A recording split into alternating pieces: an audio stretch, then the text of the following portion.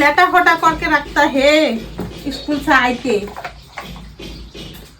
ओमा सारा दिन नहीं खाया हो, देखता है रोटी सूटी पड़ा है। ओए फुला फुला क्या? ओए टिफिन दिया है, तो कष्ट करके भोरवाला उड़ा है, घूम से उठ के बना के देता है। मैंने देखा हो आप रोटी बनाने के समय 2 रोटी बनाए हो, आप क्यों नहीं खाते हो? इसके लिए मैं 1 रोटी खा के 1 लेके आया हूँ। ओ मम्मी का चिंता है, मम्मी का चिंता।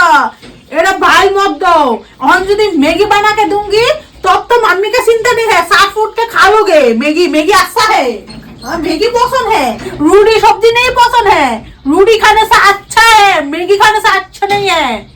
हाँ सारा हमको मैंने पढ़ाता है, हमको लिए चिंता लगा है, मम्मी के लिए लाके लाया हूँ। एक रखा तुम तो ऐसे हो, बनाते नहीं हो अपने लिए, इसलिए ही।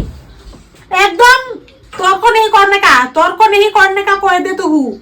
हाथ कांपता है हमारा, यदि पूरा शरीर कांपता है तुम्हारा, माने सर्वनाश हो जाएगा। सरे जाओ सरे जाओ।